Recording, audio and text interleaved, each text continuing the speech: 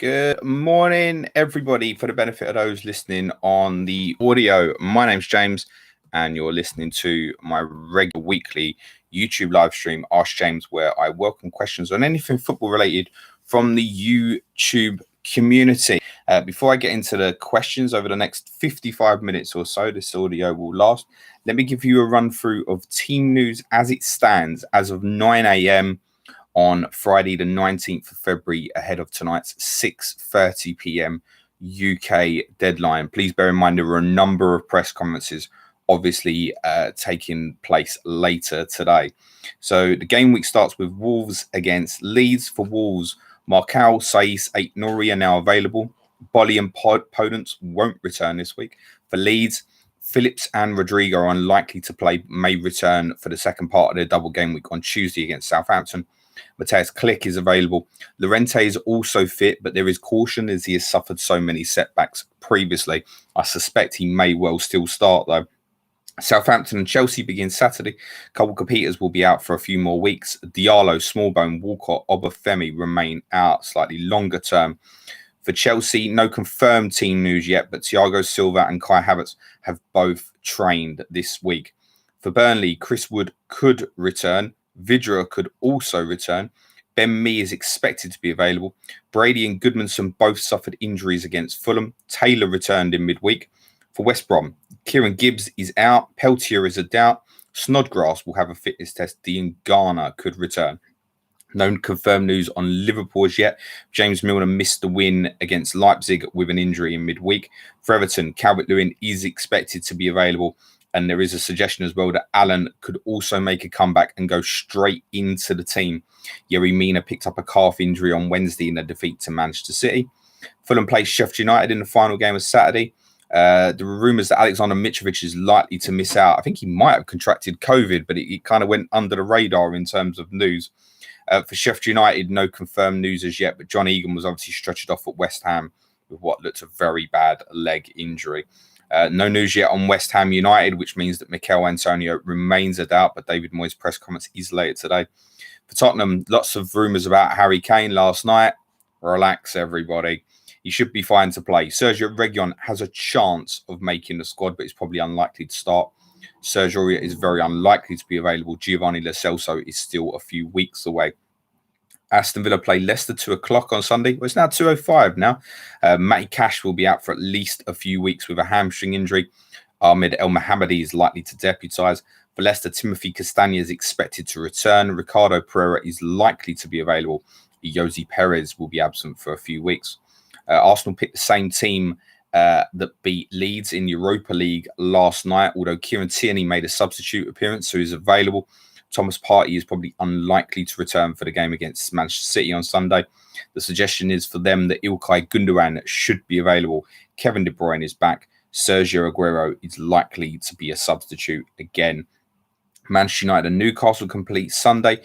Luke Shaw and Victor Lindelof were rested in Europe. Van der Beek and Cavani didn't travel to Turin for the brilliant win against Real Sociedad. There will be doubts. Eric Bailly played and is fit. Paul Pogba won't play again this month. No news yet on Newcastle, but the indication on Callum Wilson and his hamstring injury is that he's unlikely to return to game week 27 at the earliest. For Brighton, Tariq Lamptey and Webster are unlikely to be fit for their Monday night derby against Crystal Palace.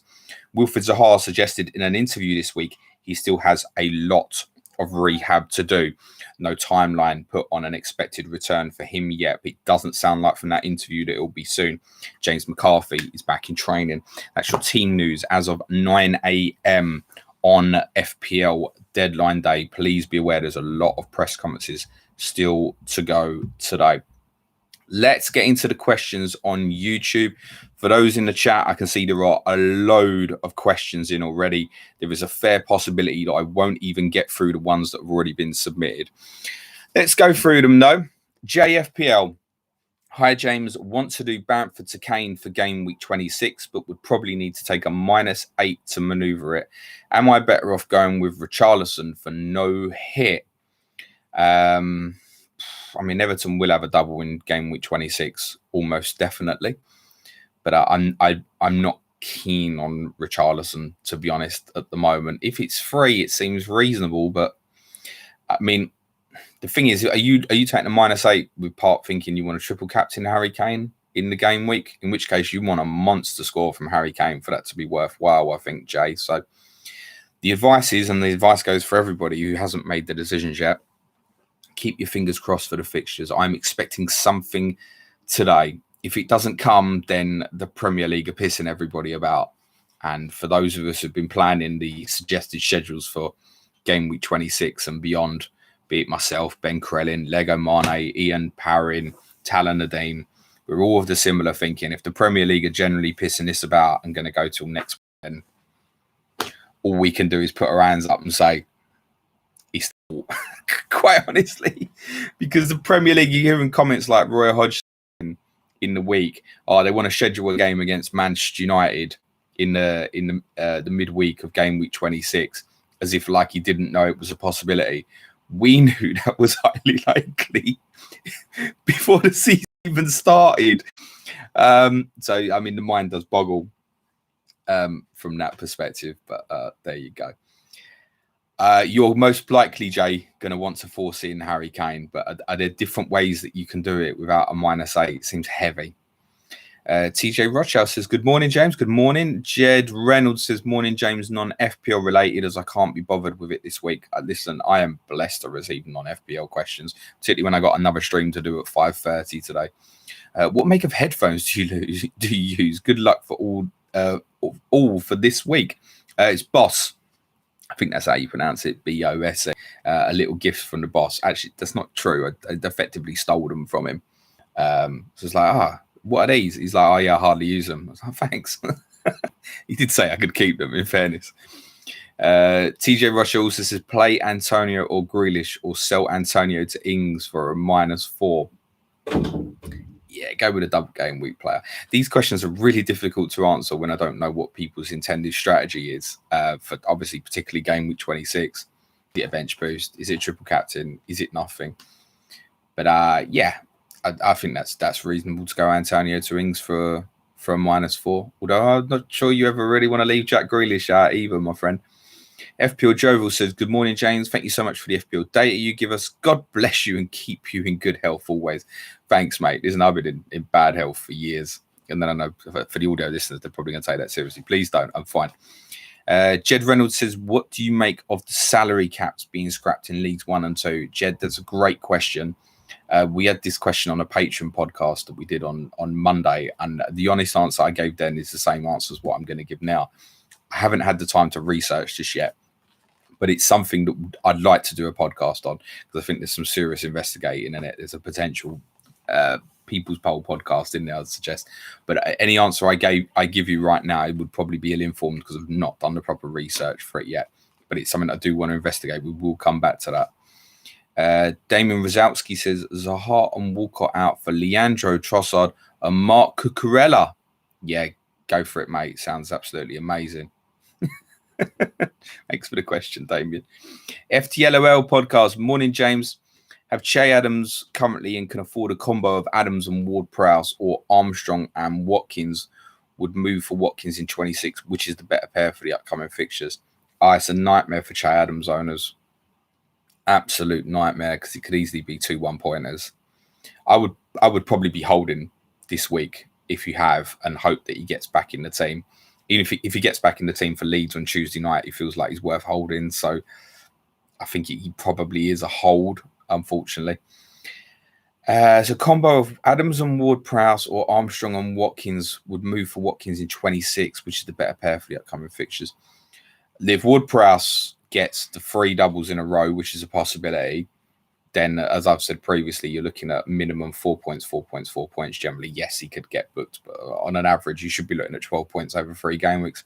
At his price, that's almost worth the go for it. 1 return, and it probably makes it value over the 3 game weeks.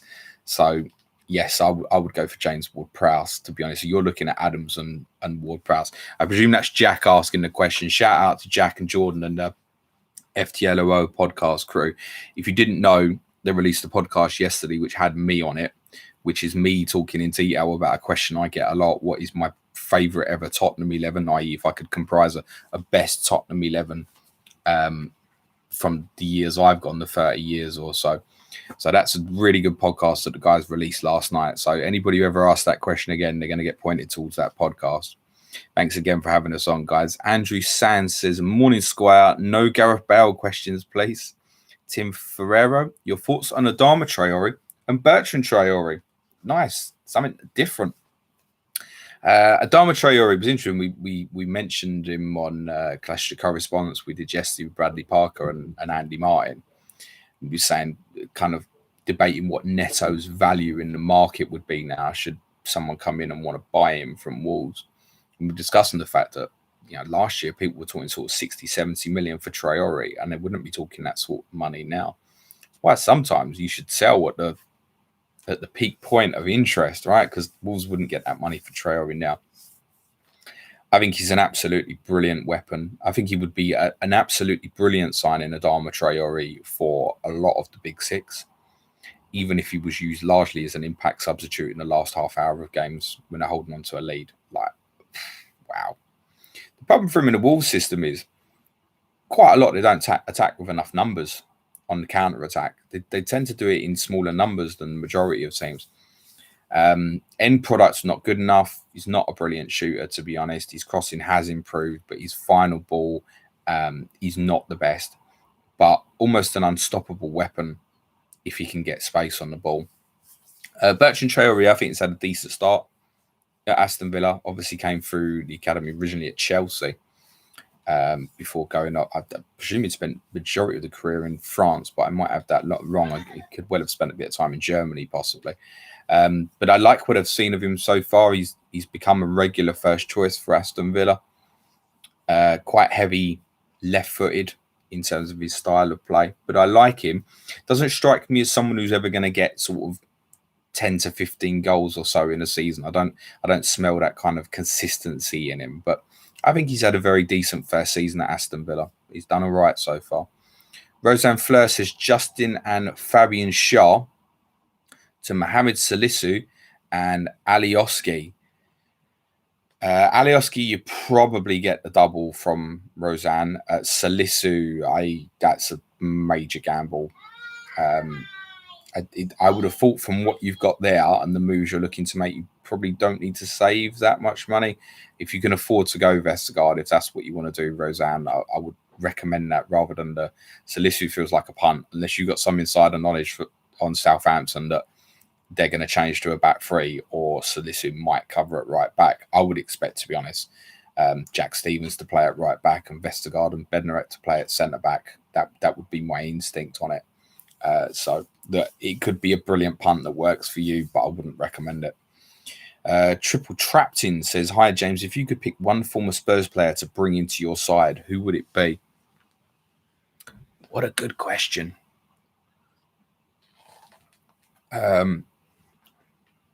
What a good question. I mean, really, we need a centre-back at the moment, but I still think like if we could control football matches better, then the centre-backs would have less to do. So I would say Moussa Dembele, just over Luka Modric. I'm not saying Dembele is a better player than Modric, but in terms of what we got at the moment, Dembele. Modric would give us a little bit more creativity. But I feel like Ndombele's kind of stepping into a role now. So, yeah, the best solution to that is get Moussa Dembele in to give us a bit more power and structure. And then you could play Tanguy Ndombele a little bit further forward. Blue Caldera, Antonio to Josh Maja or Aaron Connolly. I have Watkins and Bamford. Connolly's in and out the Brighton team, so I couldn't be recommending that, to be honest. There's no guarantee that he plays this week. I like what I've seen from Maja so far. I spoke about him in quite a bit of detail on the podcast on Tuesday. Movement is good in and around the box. Didn't see a chance really at Burnley, but I like his hold-up play. For not the biggest, he looks quite imposing when the ball comes into feet. I like what I've seen of him, actually. So I'd have to recommend Maja on that basis. There's also the possibility with Maja that, although I think less than 50%, obviously he could have a double game with 26 as well. Joe Knight says, FPL Rugby here, mate. Do you know if Antonio will be fit and should I start him over Watkins? As covered at the start, Joe, David Moyes' press comments, I believe, is scheduled for later today. So hopefully you'll get some information on that. Ex-West Ham United employee is the guy to follow for any ITK on West Ham. There's a good chance he might have some information on it later today. Alfredo Demetrius says, Fabinho and Dele Alli to Musa Gineppo and Helder Costa. We got loads of piss takers in here today. Haiku Alzari says, Ayoze Perez. Maybe you're not piss taking because they've both got double game weeks. Why have you got Fabinho and Dele Alli? You obviously haven't. I think you're piss taking. You've got to be. Haiku Alzari, Ayoze Perez and Zaha to Pascal Gross and John Lundstrom for a 1 week punt. Yeah, we got loads of piss takers in here this morning. Simon Cox, morning all. Finding my work calendar and James stream tie in so I can watch live. Nice, Simon. Welcome. Alistair Coper. Morning, James. I know you aren't on it, but would love to hit your wildcard draft if you were. Cheers. I'd have to come up with something on the spot, wouldn't I, Alistair? What I would say for those on wildcard, the chances are most do a wildcard in now are doing it because of bench boosting in 26. If you're intending to wildcard and you haven't activated it yet, I would start looking at drafts. You probably have already, but I would not hit submit wildcard because that is brutal without the fixture information. I think we probably will get it today, and you'd have to be patient, and it's probably not going to be till about 4 o'clock-ish. Probably not before 3 o'clock-ish at the earliest. But the fact I think a few of us were expecting it yesterday means it's not beyond possibility that we could even get it around lunchtime today. It's a possibility. There might even be stuff that comes out in today's press conferences that is useful for information. If I was doing it, I don't think I would have more than one Leeds player. The reason I wouldn't have more than one Leeds player would be knowing that I want to get off it in game week 26. And I'd also want a bit of Southampton. And there's a possibility I'm going to need to get off that in 26 as well if they don't have a double, if that's the intention to bench boost. There are teams that we can be almost certain of that will double in game week 26.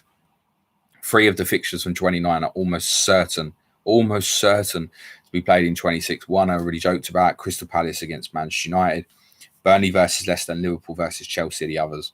I generally would be astonished if those 3 fixtures don't take place in the midweek of game week 26. So those 6 teams are highly likely to double. Manchester City, we assume, will double as well. I'd say about 90% it will be against Wolves rather than Southampton. Tottenham also are extremely likely to double in 26. Their second opponents will be Southampton or Fulham. I believe that Southampton is the more likely pairing of the two. There's a number of reasons for that. 1, they were scheduled to play Southampton in the calendar before Fulham. 2, Southampton are still in the FA Cup is another major reason. In the fact that should it be the one that gets left to later, it could be more difficult to rearrange, whereas obviously Tottenham and Fulham are both out of the competition. Southampton have more fixtures to catch up. They're probably likely to play Manchester City in game week 27 as well. So I think more likely Southampton, but I'm not as confident on that. I'd say about 65%. I think Tottenham's double will be Southampton. We can also expect doubles for Aston Villa and Everton, but generally it's a 50-50 call whether they play each other or whether Aston Villa play Sheffield United and Everton play West Brom. And if game week 26 doesn't look like what I've just mentioned over the last minute or so in some form, I'll be very, very surprised. But that makes the Leeds-Southampton conundrum extremely difficult. Extremely difficult. Because if you're, as I said, if you're wildcarding now, it's probably with the intention to bench boost next week. You got to be prepared to be taking some hits next week. And from that basis, listen, Leeds definitely won't double in 26. Southampton, I think, probably will. Then how many assets do you really want from Southampton at the moment? Is the best thing to do just go Bamford and Ings and crack on with it? Because I know it feels like a lot of noise, like everybody's on Rafinha. Listen, his effective ownership is not going to kill you this week. It's going to be bigger than what it looks because quite a few people are going to captain him as a big differential. But is it going to kill you if it goes off? Yes, you can get him in. You can -4 him out. But like I said, if Southampton don't have that double, let's just say you go Bamford, Rafinha and Ings, then you are looking at a -8 straight away for your bench boost. And you are relying on none of your players getting injured or suspended or anything like that. And if you get more than, I think, the -8, then you have to abort it. You just have to say you're not doing it. So the best advice I could give for those who've already activated that wild card, look at the sort of team you want. And if it goes wrong, i.e. things happen where you can't be taking a -12 or something, where would you then use the bench boost? And now that's going to be dependent on the squad you pick.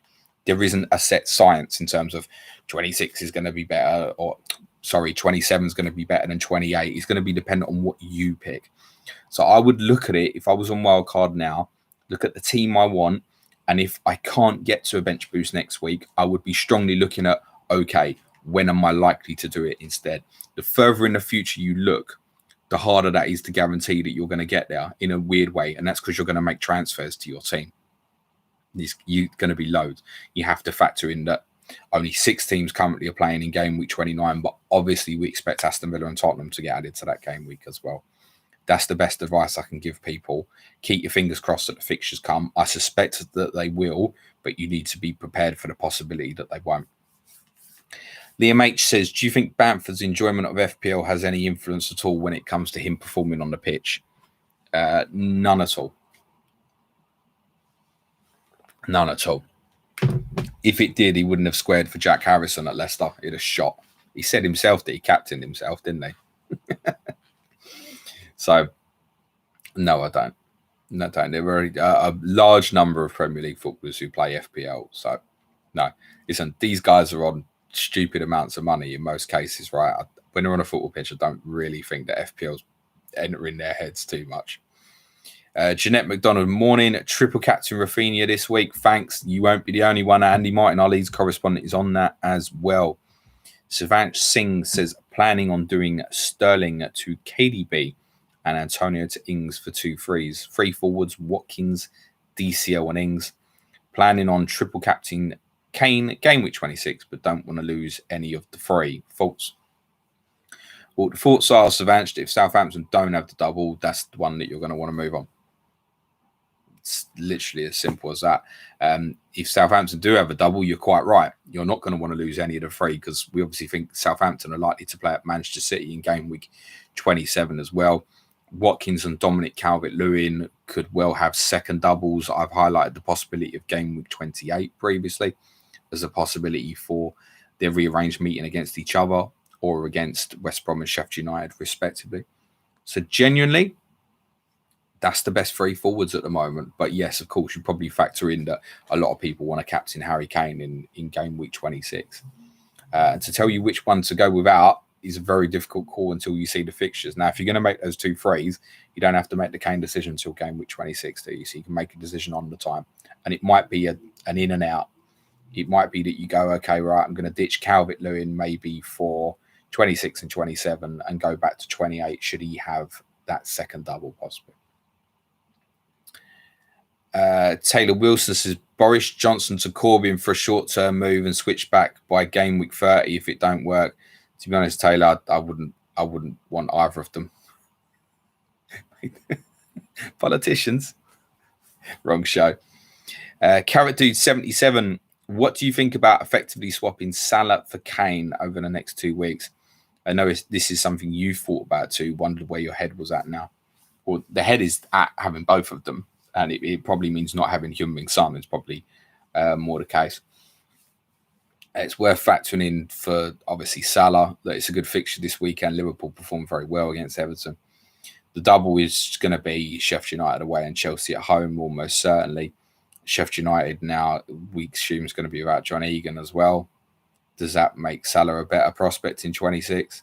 Or does it make it more likely that he gets a rest against Sheffield United, with Chelsea, Fulham, Leipzig, Wolves following continuously after that?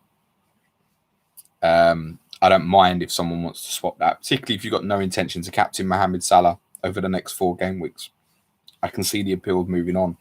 I'm more likely at the moment to go Salah to Son in 27 for free than make that move from -4 in 26. That's the current thinking. Javier Alcantara, Calvert-Lewin and Josh Maja or Aaron Connolly. I have Watkins and Bamford. Yeah, I'm not sure where the Aaron Connolly appeal is coming from, guys. I must be honest. He's bound to score now, isn't he? Jassim Jazz, hi James, bench 2 in order, play 1. Me, Grealish, and Watkins. Love your stream, by the way, especially COTC. Keep up good work. Thanks very much. Yeah, Andy and Bradley did a great job on this week's COTC. I still don't know what next week's COTC is going to be, because I'm waiting on the fixtures. I do have one lined up, but I'm waiting on confirmation of fixtures. Watkins, Grealish, me, in that order. You know, just seen from my streams, is what I'm going to say, basically. We'll say pick the attackers. Jacob Senior, morning, James. Hope you and the fam are well. 2 questions. 1, toast or crumpets? Toast, almost definitely. I ever crave for crumpets every now and again. There are certain things to do. I have it about once a year. I'm like, oh, I really fancy a Dr. Pepper. And then the next day, I'm like, oh, I'll have another one. And then I wouldn't have another Dr. Pepper for about a year. But generally speaking, toast. And do you think we'll go back to many 3 p.m. kickoffs after the media companies have tasted the spread out fixture schedule? Yes, I think we will, Jacob. And the benefit of this is we've got so many supporter-led groups who will all together push for more 3 p.m. kickoffs, particularly if we all go back in larger numbers.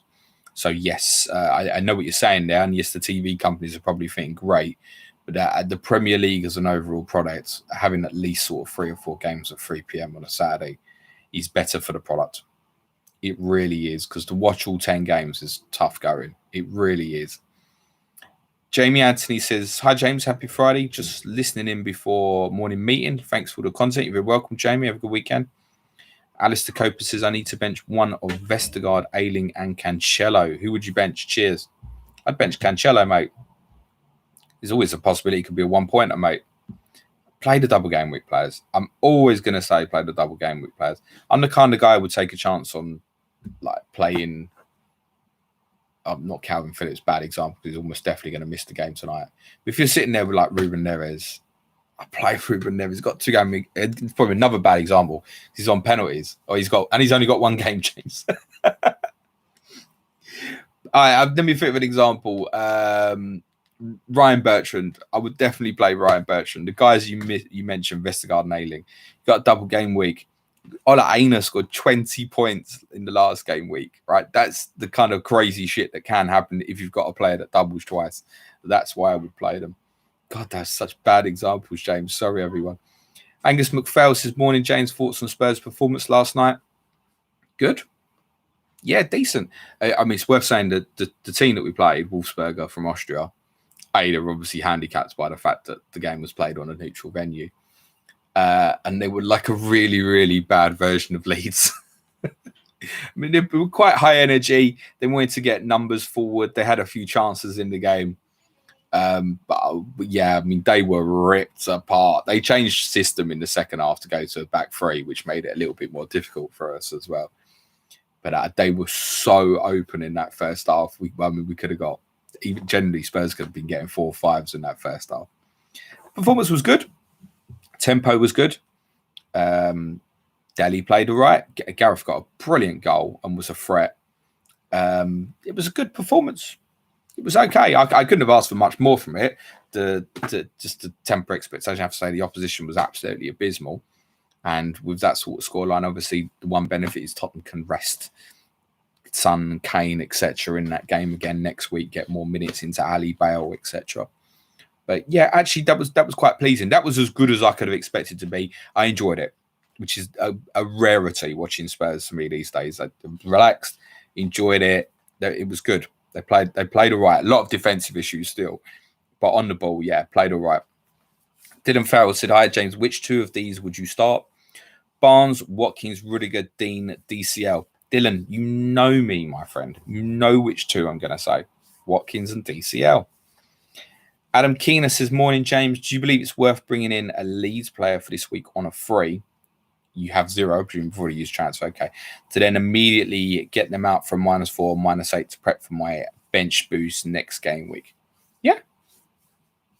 Yeah, it's fine. I mean, particularly if you're going to stick the armband on one of them this week. Yeah, no problems with that. Listen, loads of people, Adam, I promise you, are going to be taking hits next week in game week 26. Absolute certainty. And there are a few as we get towards deadline of getting, sorry, I get an extra one in. There's going to be loads of people taking hits. You're not going to be on your own with that, Adam. I'd say yes, go for it, mate.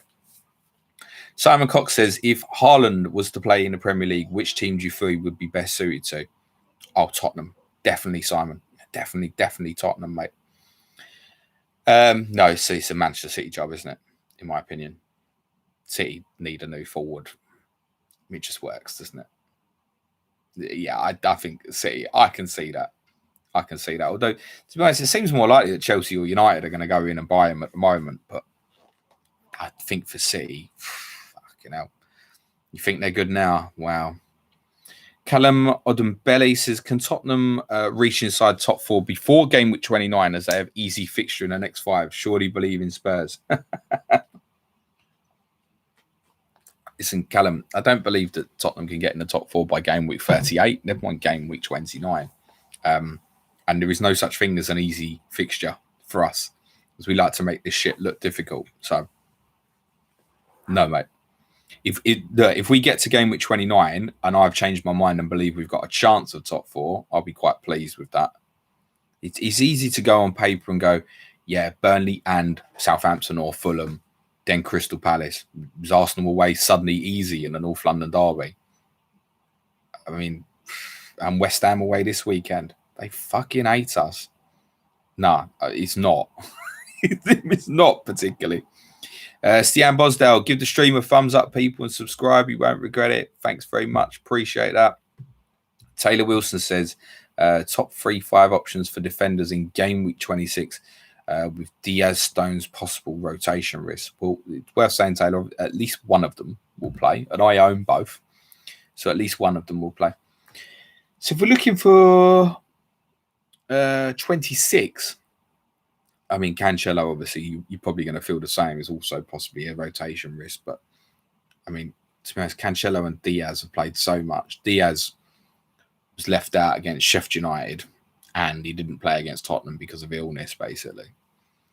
For 26, the best target is Villa, to be honest, in my opinion, although you can't see it at the moment. It might not be the best double for defensive, but going forward, I think that's reasonable also. Konsa, target, absolutely fine. Burnley players, if you've still got, I mean, a great fixture this week. Okay, Tottenham, Leicester in the double is not the easiest, but as our Burnley correspondent, Jack Tone at Turfy Top, always warns us, he always says, we'll keep clean sheets at unexpected times, James. And I go, okay, mate. And he's always right. Leicester, Ricardo Pereira, if you can afford it. Great little differential at the moment. Timothy Castagna is apparently back fit. I personally feel like the two of them are a little expensive at the moment, but good fixtures after 26 as well. So that's a reasonable shout. Southampton, you've possibly got the 3 doubles in a row, as I said. Not Tottenham. Unless you see Sergio Reguilon get some serious minutes either at the weekend or next Thursday in Europa League, in which case he would be the one. You can't buy that now, honestly. Alex Abdella says, good morning, mate. Currently have Antonio and Cavani, both flagged, but both might play. Yeah. Transfer out for Bamford and or Ings, or just leave. Roll the transfer for a mini wildcard next week. Big thanks. I've bought Danny Ings for Antonio last night, even with the uncertainty of fixtures, because that was the planned move. If I look at it as a 1-week transfer, yes, I'm loath to sell in Antonio before he plays Tottenham, but he's obviously got the injury doubt. It's a free transfer as well, almost a no-brainer. For you there in that position, Alex, I'd be very tempted to -4 that. Yes, Antonio could return against Tottenham at the weekend. Yes, Cavani, if he plays, is a good punt against Newcastle at the weekend. But I'd be very tempted to go Bamford and Ings for a -4 and stick the armband on one of them. That absolutely feels worth it. Effectively, with that, you're getting 4 extra fixtures. So you get Ings, extra fixture, Bamford, extra fixture, and then you're getting captaincy twice as well. Just 4 extra fixtures. I absolutely feel like that's worth that. The only thing that would maybe make me think twice on that, Alex, is if you're intending to bench boost in game week 26, you might find it a little bit difficult to sell Cavani. But because then there's a possibility you could obviously hit 26 and you got less doublers than what you'd have now. I accept that. If you're not intending to bench boost that, Alex, honestly, I'd -4 that. Ben Tyler says, morning, James. My question is, if Spurs won the Europa League, how many chocolate chip muffins would you eat? Well, hopefully by that point, I might be in a pub. You never know. In which case, there probably won't be any chocolate chip muffins. It will be pissed and kebabs, more likely. But Sam Ozil says, need to bring Raf. Who to take out, Bruno or Salah? It's not an easy question to answer, right? Because value is quite important in that. What price did you... I could say to you, yeah, sell Salah. But if you're up like 0.7 on Salah, that might feel quite difficult. And say you bought Bruno recently. So value of player bought is quite important to your decision because it's not obvious in terms of which you sell. I would probably rather sell Bruno. And that's just purely on the basis that in 27, Bruno's got Man City and Salah's got Fulham. That's what probably influenced the decision for me if you had the same value out of both players. Yet for myself, I feel it's possibly more likely I'm going to remove Salah, actually. Possibly the more likely. Rob Pick says, an early start today for your spanners. That's the people in the chat moderating. Obviously, we know Spurs are your club, but which foreign clubs do you have a soft spot preference for in the main European leagues? I asked this question a couple of weeks ago on something, actually, Rob. Barcelona, because Tottenham had links with them when I first went to Spurs. Venables, Naeem and Lineker came from Barcelona, so it was an instant attraction. First European Cup final I ever watched was Barcelona against Sampdoria. So there were always things that kind of felt like a link between Tottenham and Barcelona when I was a kid. So definitely Barca. I obviously followed Lazio quite a bit in the 90s because of Gascoigne. But I've obviously more recently found out they're pretty racist. It's not all Lazio fans, if any of you are in there, just a large group of them.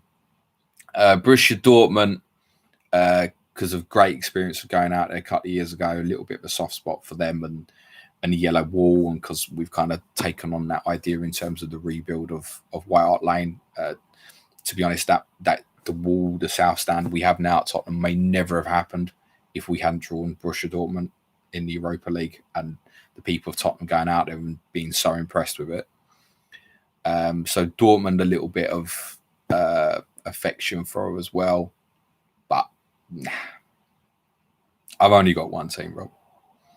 Joe Gifford says, hi, James. Need to do one of these moves to fund Kane this week. Rashford to Grealish or Bruno to Son. Thanks. I'd be quite happy to bin Marcus Rashford, personally. It's too frustrating, but I don't think you want to bin him before Newcastle, which makes Grealish easier bin. But then, as I said, you could have that hidden double game week for Grealish, which could be 3 doubles in 2 weeks. 2 doubles in 3 weeks. So it's have to be bin Rashford. Oh, it's Rashford to Grealish anyway. Yeah, to be honest, I wouldn't make that move this week. Grealish got Leicester, Rashford's got Newcastle. Can you not roll?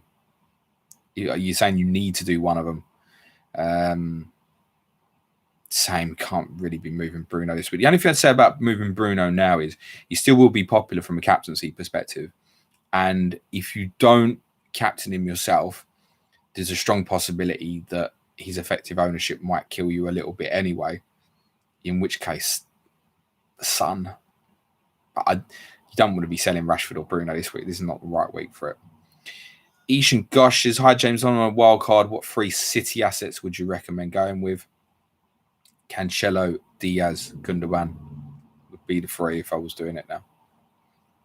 Kartik Rail, DCL to Ings, Lookman to Rafinha. -4. My front line is Watkins, Bamford, and DCL.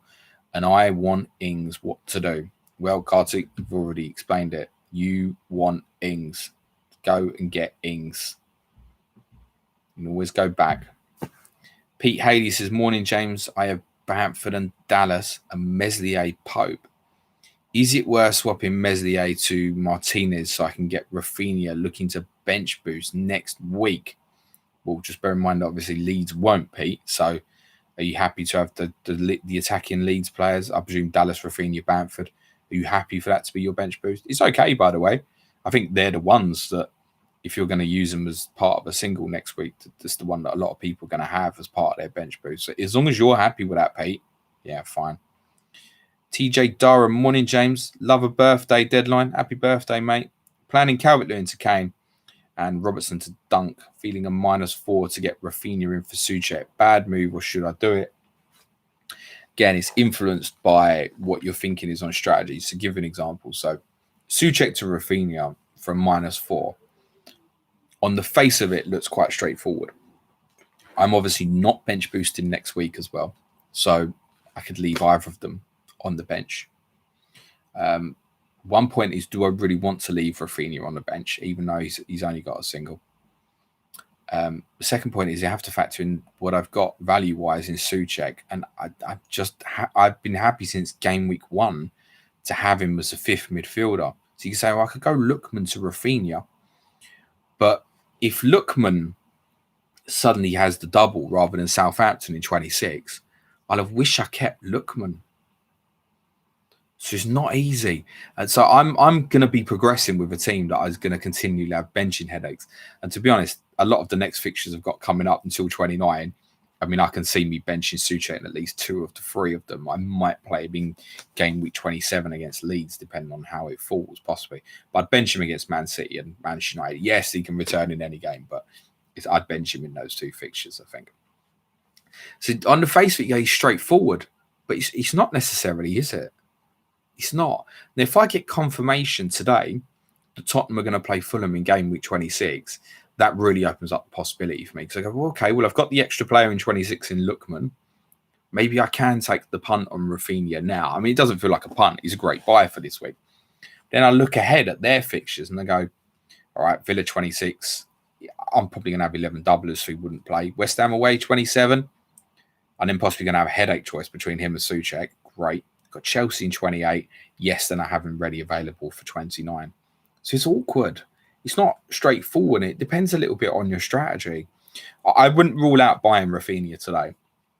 But I think for me to buy Rafinha, I would probably need to know that Southampton have a double in 26, ironically. But then that's going to make me more attracted to the Southampton players that have the 3 doubles in a row. Genuinely, I'm very open-minded to it. As I said, I bought Danny Ings. I've got 1 free transfer left. I could, in theory, take a -4 in the next 6 or 7 hours if I get fixture news. If I don't get any fixture news, I'm done. I'd rather have the 2 free transfers for 26 if I haven't got the information. Vish says, morning, Pope or McCarthy to start. Vish, I'm always going to recommend a double game week player. So McCarthy's going to get the shout. Yes, Pope has West Brom at home this week. Yes, it's probably an 8-pointer for Nick Pope. Could Alex McCarthy do that over? Yes. Yes, he could. Yeah, he could. He's unlikely to, but you got over 2 games. Listen, it's 2 chances for a penalty save or something, right? Andrew Sands, let's talk Tariq Lamptey. Due back. Brighton are a different animal now to when he got injured. Carries an attacking threat. Keeping clean sheets. Will he play further forward? Go in AC to TL. I'm not sure who AC is, Andrew, but I do like the question. It might come to me. I'm sure it will come to a lot of the audio listeners and the YouTube viewers again. It's, you know, when you shout at the TV, when you know the answer on a quiz show, and you're like, you idiot. Yeah, I don't know who AC is. It's over my head. Lamptey. One thing to note on Brighton is, I think they might be evolving to move to a back 4.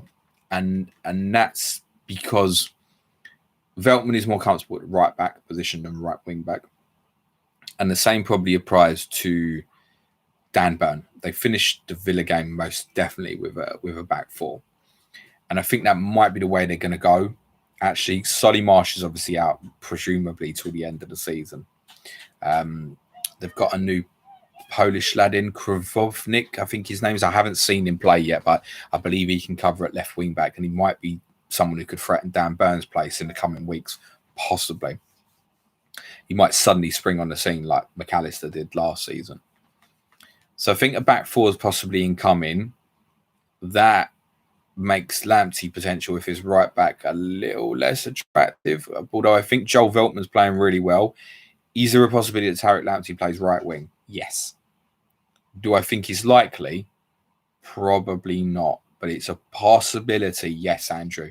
I don't think you're a million miles wide of the mark with your thinking that that's possible. One to keep an eye on.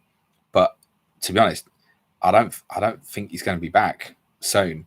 I know there's a suggestion that he possibly could be in the squad this week, but I think he's so important to them. They've already had him break down twice during this recovery. So, I mean, I wouldn't see him playing until 27, really.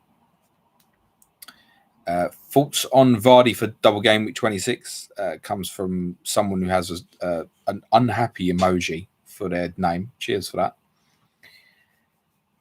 Double, almost definitely with Arsenal, Burnley. 2 good fixtures afterwards. Brighton, Sheffield United, although I think they're both tougher on paper than what they look. We know about Brighton's improvements. Sheffield United 28, obviously, yes, it's a decent fixture. But Vardy, it's worth remembering, has an amazing record against Big Six teams. Literally amazing. So opponent, not so important in terms of thinking for him. I think it's decent, though. If you've got the luxury of Jamie Vardy, decent buy, honestly.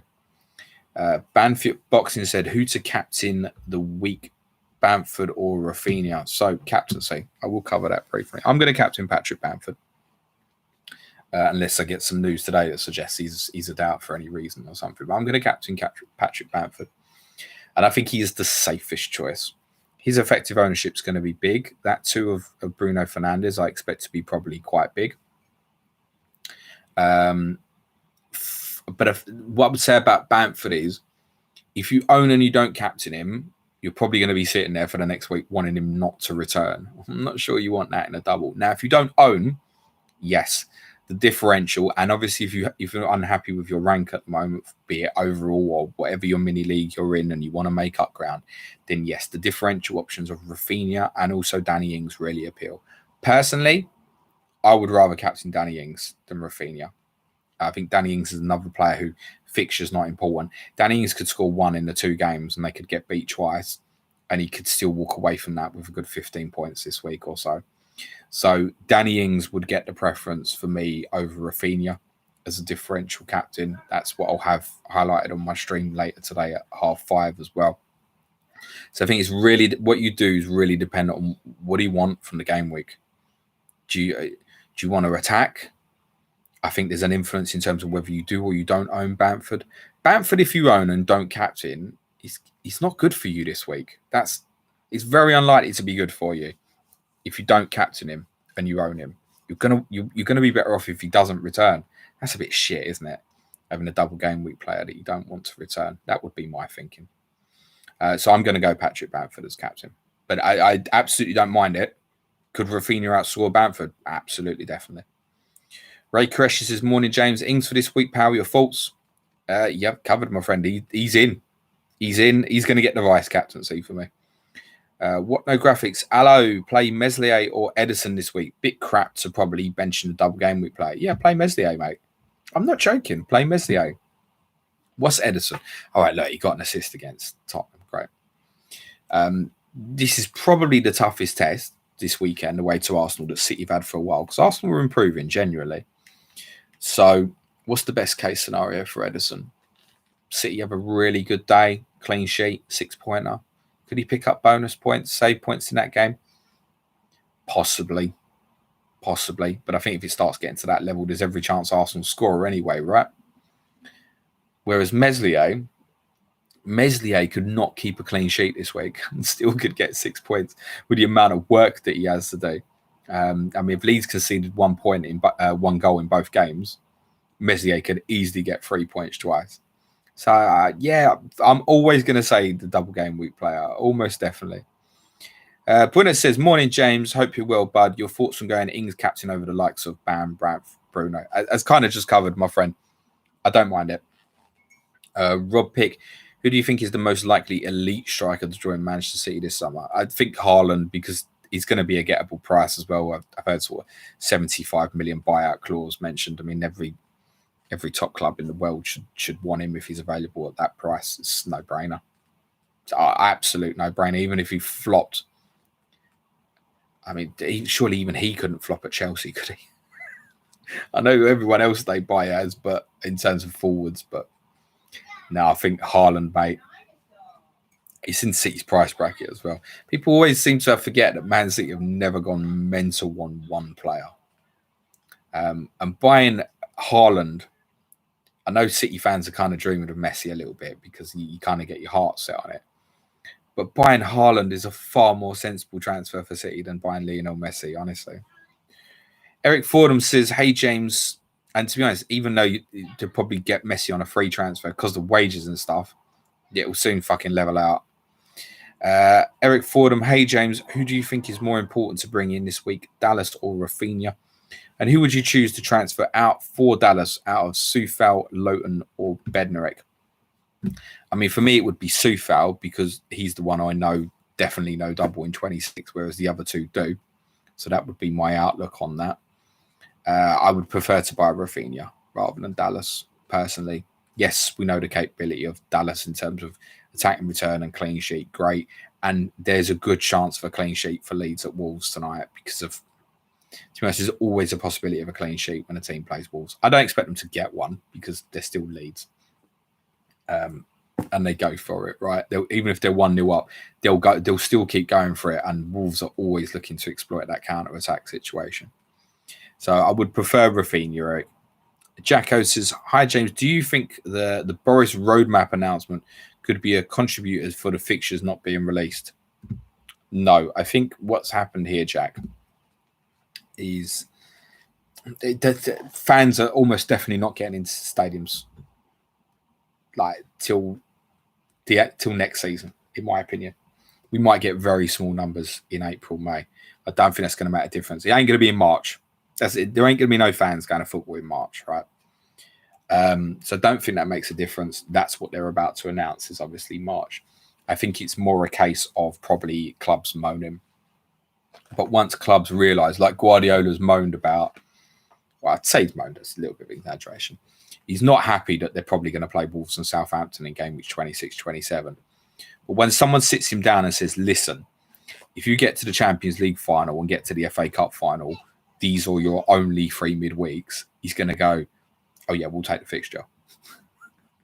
And that's all that needs to happen. All these managers moaning about how many fixtures they've got need to be, particularly ones in Europe, need to be just be sat down and said, look, don't do it now, but you're going to have a massive problem. Do it now. And that's probably all it is at the moment. We're probably at the stage as well where the fixtures are probably confirmed and it's probably now relying on the TV companies to agree what's happening what. So, for example, if they put the fixtures in for the midweek in 26, I think my instinct is that there'll be 6 fixtures in there. They still need to decide between them who has what. Is BBC having one of them? Is Amazon having one of them? If not, why not? So that's one of the things that can take a lot of time because it's not just a contractual of, right, BT has 12:30, Sky has 5:30. We know there's other things going on in terms of who has what. So that's what probably the delay is. It's also thought that there's a lot of games will get left at 3 o'clock originally for the later weeks in March, which will then likely move to other slots. And you've got awkward ones like the Manchester Derby in 27. It's likely to only be 5:30 on a Saturday or 4:30 on a Sunday. And Sky will obviously want that. And then there's a knock-on of what BT... It's awkward. It's not that straightforward, actually. It should be, but it's not because they've obviously all got their own interests in heart in terms of who gets what fixture for what. That's probably what the delay is. TV companies finalising who's having what. There's also a possibility that this was finalised last night and they're waiting for the right time today. It's possible. There's a lot of managers who seem unaware of the possibility of playing in that particular midweek, and I'm really not sure why, because, to be honest, as I said, obviously us in the FPL community have been highlighting what's likely to happen for a number of weeks, and many of us were highlighting in pre-season that game week 26 would highly likely be one of the biggest doubles. So I'm going to leave it there, guys. Thanks very much for the questions. Sorry to those I didn't get to. For the benefit of those in the YouTube chat, if I ask a question I haven't got to, I'll be very honest with you. I have got an absolutely stacked day today in terms of what I'm doing. If I didn't get to your question, you are free to DM me. But there is every possibility that, unfortunately, I will not be able to respond today. That is a possibility, but I will do my very best to do so. In terms of content next week, as I said, I really don't know what Clash of the Correspondents is going to be. I've got one lined up, but it depends on a certain double falling a certain way. Otherwise, I'm going to have to panic and find an alternative. Main podcast will be Monday, probably. I think we'll probably do Monday. It'll be Monday or Tuesday. I haven't decided yet. Be Monday or Tuesday. This stream will most likely be again next Friday because it's Saturday deadline, and I'll do it later in the day, more likely 3 o'clock. I will have another deadline stream today at 5:30 p.m. in the final hour before deadline. If you're waiting on fixtures, keep your fingers crossed, but have a little bit of patience. Keep your options open. For those looking to bench boost, do what I'd suggest in terms of look at what's the worst case scenario. If you don't get the fixtures and they don't work out as you'd like, when is a possible alternative bench boost for you? You should be considering alternatives at the moment as a contingency. Right. Thanks very much, everyone. Good luck for the game week. For the benefit of those listening on the audio, cue music, please, man.